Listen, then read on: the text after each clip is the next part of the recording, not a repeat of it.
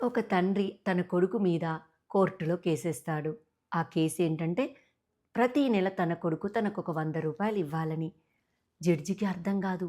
రూ. 100 కేసేంటి? ఇంతవరకు నా సర్వీసులో ఎప్పుడు చూడలేదు అని ఆశ్చర్యపోతాడు. కొడుక్కేమో చాలా కోపం వస్తుంది. ఏంటి నాన్న రూ. 100 కోసం కేసేశాడు. నా పరువు తీయడానికి కాకపోతే ఏంటి? నాన్న రూ. 100 లేకుండా లేడు. పెన్షనొస్తుంది, సొంత ఇల్లుంది, బ్యాంక్ బ్యాలెన్స్ ఉంది. మరి ఎందుకు రూ. 100 కోసం కేసేశాడు? అర్థం గాదు. కోపమొస్తుంది. జడ్జి కోర్ట్‌లో అడుగుతాడు. ఎందుకయ్యా నీకు రూ. 100 అని.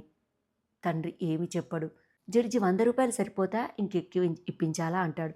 వద్దండి నాకొక్క రూ. 100 చాలు. అది నా కొడుకు ప్రతీ నెల ఆ రూ. 100 నాకు తెచ్చివ్వాలి అంటాడు. చేసేదేమి లేక జడ్జి ప్రతీ నెల కొడుకు తండ్రికి రూ. 100 ఇవ్వవలసిందిగా తీర్పిస్తాడు. తీర్పు అయిన తర్వాత ఆ జడ్జి ఆ తండ్రిని అడుగుతాడు. ఎందుకయ్యా రూ. 100 కోసం కోర్టులో కేసేశావు అని. అప్పుడు ఆ తండ్రి నా కొడుకు చాలా బిజీ. నన్ను చూడ్డానికి, రావడానికి కూడా అతనికి తీరడం లేదు. అదే ఈ రూ. 100 ఇవ్వడానికి కోర్టు తీర్పు గనక తప్పకుండా నా దగ్గరికొస్తాడు. ఇలా ప్రతీ నెల నా కొడుకును నేను చూసుకుంటాను.